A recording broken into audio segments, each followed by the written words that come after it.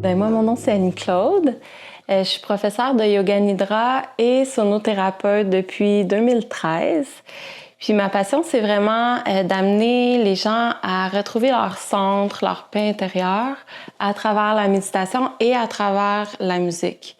Donc, surtout à travers les instruments thérapeutiques comme les bols tibétains, les bols de cristal et beaucoup à travers la voix, qui est en fait l'instrument que je trouve qui est le plus puissant, notre propre voix humaine à nous.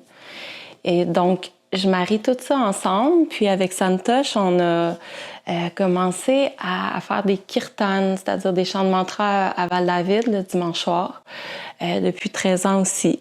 Puis on offre des bains sonores, des méditations, toujours avec la musique. Fait que Résonessence, c'est ça. C'est nous deux à travers la méditation puis la musique.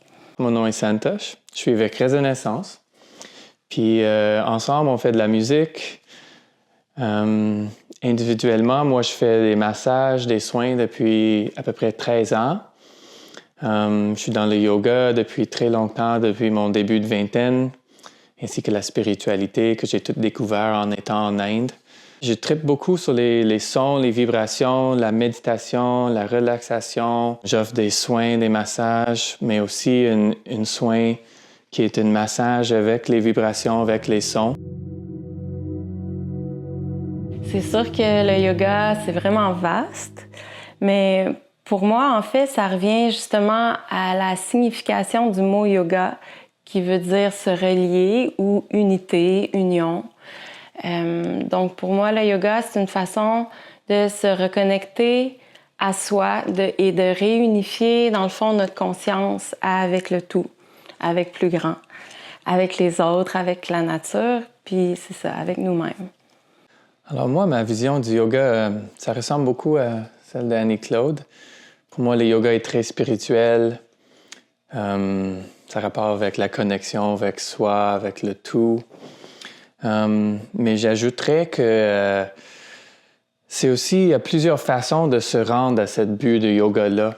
Puis qu'il y a plusieurs formes, plusieurs façons, plusieurs chemins qui résonnent avec différentes personnes. Par exemple, les positions, les postures qu'on fait en Hatha Yoga ou dans la philosophie de yoga en Inde, il parle beaucoup de Bhakti Yoga ou le Jnana Yoga, différentes façons, soit avec le mental ou avec le cœur ou avec le corps, puis tout pour se rendre à cette unité-là.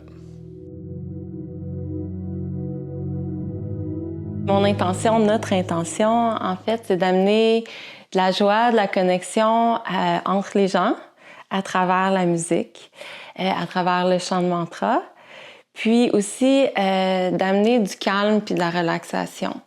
Donc, nous, on travaille beaucoup avec des instruments de musique qui ont un effet d'induction sur le corps humain. Donc, les fréquences de ces instruments-là vont amener les fréquences du cerveau à ralentir, en fait. Fait que notre intention, ça serait sûrement d'amener les gens à ralentir. Comment que ça tombe dans le yoga? Ce serait le Nad Yoga, qui est le yoga du son, ou le Bhakti Yoga, qui est le yoga d'ouverture de cœur. Alors, une chose qu'on offre, c'est le bain sonore, qui est comme une bain de vibration, très relaxante, très thérapeutique même. Puis à la fin, on chante tous ensemble. Alors ça, c'est où on apporte le Bhakti Yoga, où c'est une expérience d'ouverture de voix, d'ouverture de cœur, puis de s'unir nos voix, puis nos âmes, puis rentrer dans le Bhakti Yoga. Puis ensemble, on va aussi offrir de la musique pendant le yoga de Annie Préfontaine. Donc ça va être vraiment le fun aussi d'être en mouvement dans les postures de yoga avec de la musique thérapeutique tout ensemble.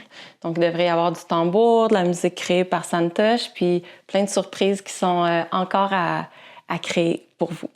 Alors rejoignez-nous au Festival Flow, Yoga et Son pour la 3e édition. Racine.